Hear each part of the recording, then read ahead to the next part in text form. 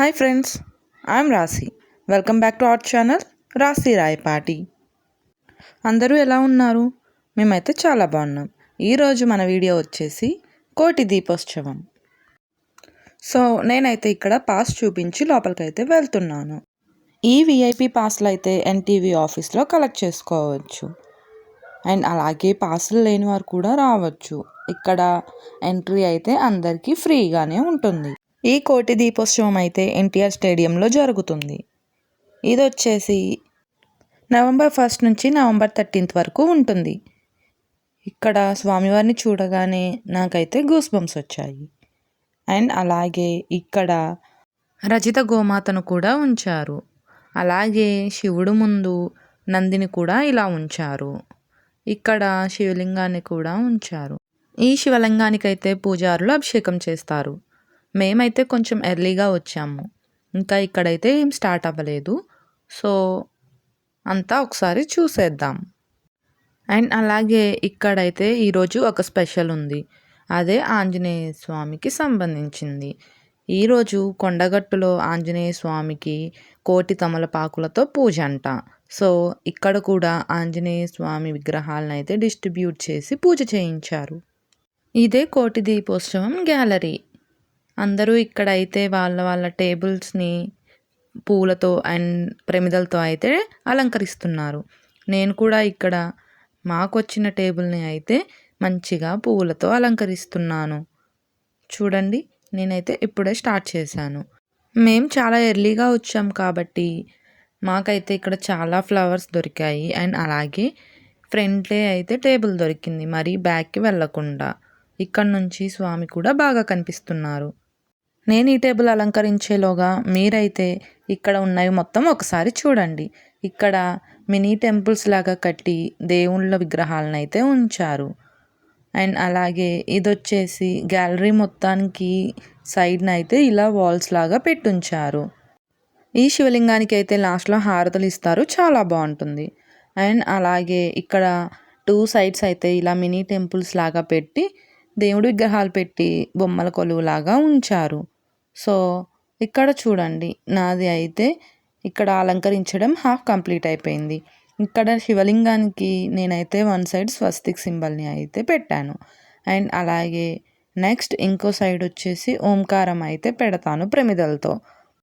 ఇక్కడ శివలింగాన్ని కూడా ఫ్లవర్స్తో అయితే మంచిగా అలంకరించాను. ఇప్పుడు మొత్తం అలంకరించడం అయితే అయిపోయింది. ఈ కోటి దీపోత్సవం టైమింగ్స్ వచ్చేసి ఎవ్రీడే 5:30 నుంచి అయితే స్టార్ట్ అవుతుంది. నేనైతే ఇక్కడ మొత్తం అలంకరించాను. చూడండి, శివలింగానికి ఒకవైపు అయితే ఓం రాశాను. అండ్ అలాగే ఇంకొక వైపు అయితే స్వస్తిక్ని అయితే వేశాను. ఎలా ఉంది? మా టేబుల్ దగ్గర నుంచి అయితే పైన స్టేజ్ మీద ఉన్న స్వామివారు అయితే ఇలా కనిపిస్తున్నారు. ఫస్ట్ అయితే ఇక్కడ ఉన్న శివలింగంకి అభిషేకాలు చేయడంతో అయితే ఈ కోటి దీపోత్సవం పూజనైతే స్టార్ట్ చేశారు. ఇక్కడ ఉన్న అర్చకులైతే ఈ శివలింగానికి అభిషేకాలు అయితే చేస్తున్నారు. శివలింగానికి అభిషేకం చేయడం అయిపోయిన తర్వాత అయితే ఇక్కడ రచిత గోమాతను ఉంచారని చెప్పాను కదా, ఆ గోమాతకు కూడా పూజలు చేశారు. అండ్ ఆంజనేయ స్వామి విగ్రహాలు ఇచ్చానని చెప్పాను కదా, ఇవే ఆంజనేయ స్వామి విగ్రహాలు. ఇక్కడ పూజ స్టార్ట్ అయిన కొంతసేపటికి అయితే ప్రమిదల్లో ఆయిల్ వేసుకొని ఒత్తులు వేసుకొని ఇలా ప్రమిదలను అయితే రెడీగా ఉంచుకోవాలి. ఇక్కడికి రావడానికి కొంతమందికి అయితే కొన్ని డౌట్స్ ఉన్నాయి. అవి ఏంటంటే ఇక్కడికి రావడానికి ఎంత ఛార్జ్ చేస్తారని, ఇక్కడికి ఫ్లవర్స్ అండ్ అలాగే ఆయిల్ ఒత్తులు అవి ఏమైనా తీసుకొచ్చుకోవాలా అని. ఏమీ అవసరం లేదండి, ఇక్కడైతే అంతా ఫ్రీగానే వాళ్ళే ప్రొవైడ్ చేస్తారు. ఆయిల్, ఫ్లవర్స్, ప్రమిదలు, ఒత్తులు అన్నీ ఇక్కడైతే ఫ్రీగానే ఇస్తారు. మన దగ్గర నుంచి అయితే ఏం మనీ అయితే ఛార్జ్ చేయరు. ఇంకా పూజ అయితే స్టార్ట్ అయిపోయింది. ఈరోజు పూజ ఏంటి అంటే సీతారాముల కళ్యాణం అండ్ అలాగే యాదాద్రి లక్ష్మీ నరసింహస్వామి కళ్యాణం అయితే నేను మీకు ఇక్కడ చూపిస్తాను. ఈ స్క్రీన్ మీద అయితే చూసేయండి. ఇప్పుడు అయితే జీలకర్ర బెల్లం అయితే పెడుతున్నారు.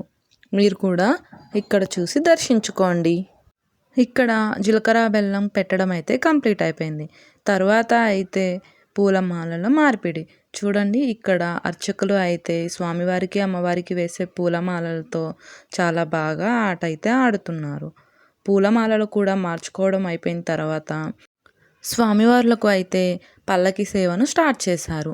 ముందు కోలాటం వేస్తూ తర్వాత ఇలా పల్లకిని అయితే తీసుకుని వస్తున్నారు. ఇలా ఈ డ్రమ్స్ సౌండ్కి అలాగే ఈ గంటల సౌండ్ అండ్ వెనకాల ఈ కాగడాలు ఇవన్నీ చూస్తుంటే అయితే బాడీలో ఒక తెలియని వైబ్రేషన్ అయితే స్టార్ట్ అయింది. ఇంకా స్వామివారిని ఇంత దగ్గర నుంచి చూస్తుంటే అసలు గూస్ బంప్స్ వచ్చాయి. ఇక్కడ ఫస్ట్ వచ్చేదైతే లక్ష్మీ నరసింహస్వామి అండ్ అలాగే వెనకమార్ల వచ్చేది అయితే ఆంజనేయ స్వామి, తర్వాత అయితే శ్రీదేవి భూదేవి సహిత వెంకటేశ్వర స్వామి అండ్ అలాగే లాస్ట్ అయితే సీతారామ లక్ష్మణ స్వామి. ఇవి అయితే పల్లకి సేవతో భక్తుల మధ్యలోకి అయితే తీసుకొని వచ్చారు. తర్వాత అయితే లైట్స్ ఆఫ్ చేసి దీపాలు వెలిగించడం అయితే స్టార్ట్ చేశారు. స్టేజ్ మీద అయితే ఫస్ట్ దీపాన్ని వెలిగిస్తారు. తర్వాత అందరూ అయితే దీపాలు వెలిగించడం స్టార్ట్ చేస్తారు. ఇక్కడ మనకు ఆయిల్ అలాగే ఒత్తుల్ని ఇస్తారు కదా, అప్పుడు వాళ్ళు ఒక క్యాండిల్ని కూడా ఇస్తారు. కానీ క్యాండిల్తో వెలిగించకూడదు కదా, పక్కన వాళ్ళు అయితే వెలిగించి నాకైతే క్యాండిల్ని ఇచ్చారు. కానీ నేనైతే ప్రమిదను ఒకటి వెలిగించి ఆ ప్రమిదతోనే మిగతావి కూడా వెలిగించాను. చూడండి అందరూ అయితే దీపాలను వెలిగిస్తున్నారు.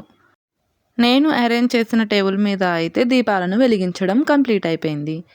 మనమే కాదు ఇంకా వేరే వాళ్ళని కూడా ఇక్కడ వెలిగించనివ్వచ్చు. సో ఇక్కడ అయితే దీపాలు వెలిగించడం కంప్లీట్ అయిపోయింది. ఒకసారి చూడండి ఎంత అద్భుతంగా ఉందో. మేమైతే ఈ కోటి దీపోత్సవంకి రావటం ఇదైతే సెకండ్ టైం. లాస్ట్ ఇయర్ కూడా వచ్చాము. ఈ కోటి దీపోత్సవాన్ని జరిపిస్తుంది అయితే ఎన్టీవీ చైర్మన్ నరేంద్ర చౌదరి గారు. దీపాలు వెలిగించడం అయిపోయిన తర్వాత అయితే స్టేజ్ మీద బంగారు శివలింగానికి అయితే అభిషేకం జరుగుతుంది. ఇది ఇంత దగ్గర నుంచి చూడడానికి 2 కళ్ళు అయితే సరిపోలేదు. చూడండి చాలా అద్భుతంగా ఉంది కదా. ఈ అభిషేకాన్ని చూస్తూ అలాగే అక్కడ వాళ్ళు ప్లే చేస్తున్న దేవుడు సాంగ్స్కి ఆ మ్యూజిక్కి అయితే ఎలాంటి వాళ్ళైనా సరే భక్తి పారవస్యంలో మునిగిపోవలసిందే. అంత అద్భుతంగా ఉంది. ఇలా బంగారు శివలింగానికి అభిషేకం అయిపోయిన తర్వాత అయితే ఇక్కడ సప్తహారతులను ఇవ్వడం అయితే స్టార్ట్ చేశారు. అవేంటో ఇప్పుడు నేనైతే ఒక్కొక్కటి మీకు చెప్తాను. ఫస్ట్ హారతి వచ్చేసి బిల్వ హారతి అండ్ అలాగే సెకండ్ హారతి వచ్చేసి నాగహారతి. ఈ నాగహారతిని దర్శించుకోవడం వల్ల నాగసర్ప దోషాలు ఏమైనా ఉంటే తొలగిపోతాయి. అలాగే నవగ్రహాలలో రాహుకేతు దోషాలకు పరిహారం కలుగుతుంది. మూడవ హారతి వచ్చేసి నంది హారతి. నంది ప్రమదగణములలో ప్రథముడు అగుట చేత ఈ నంది హారతిని దర్శించుకోవడం వల్ల శివుడు పార్వతి అనుగ్రహం కలుగుతుంది. నాలుగవది వచ్చేసి సింహహారతి. సింహము అమ్మవారి వాహనం కాబట్టి ఈ సింహహారతిని దర్శించుకోవడం వల్ల మానసిక బాధలు భూత ప్రేత బాధలు తొలగిపోతాయి. ఐదవ హారతి వచ్చి రుద్రహారతి. పరమశివుడు రుద్రస్వరూపుడు కాబట్టి ఈ రుద్రహారతిని దర్శించుకోవడం వల్ల విద్యాభివృద్ధి మనశ్శుద్ధి కలిగి ఈర్ష అసూయ ద్వేషము తొలగిపోతాయి. ఆరవ హారతి వచ్చేసి కుంభహారతి.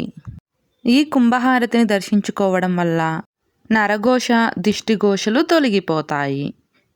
ఇంకా ఏడవ హారతి వచ్చేసి నక్షత్రహారతి. జన్మ నక్షత్రవశాత్తు నామ నక్షత్రవశాత్తు ఏ దోషాలు ఉన్నా ఈ నక్షత్రహారతిని దర్శించడం వల్ల ఆ దోషాలు తొలగిపోతాయి. చూశారు కదా, ఇవి సప్తహారతులు. నాతో పాటు మీరు కూడా దర్శించుకున్నారు కదా. ఇప్పుడు శివలింగానికి హారతినైతే ఇస్తున్నారు, అది కూడా చూసేద్దాం. ఇలా ఈ శివలింగానికి అయితే హారతిని ఇస్తున్నారు. అలాగే ఇక్కడ అయితే కోలాటం కూడా వేస్తున్నారు. ఈ శివలింగానికి హారతి ఇవ్వడంతో ఈరోజు పూజ అయితే కంప్లీట్ అయిపోయింది. ఇక్కడ ప్రసాదాన్ని అయితే ఇచ్చారు. సో ఇంకా ఈ ప్రసాదాన్ని కూడా తింటున్నాము. ఈరోజు ఇక్కడ ఈ ప్రసాదాన్ని అయితే లయన్స్ క్లబ్ వారు స్పాన్సర్ చేశారు. సో ఈ వీడియోకైతే ఇంతే ఫ్రెండ్స్. ఈ వీడియో కానీ మీకు నచ్చినట్లయితే లైక్ చేయండి, షేర్ చేయండి అండ్ అలాగే మన ఛానల్ని సబ్స్క్రైబ్ చేసుకోండి. మరొక మంచి వీడియోతో మళ్ళీ కలుద్దాం. Thank you.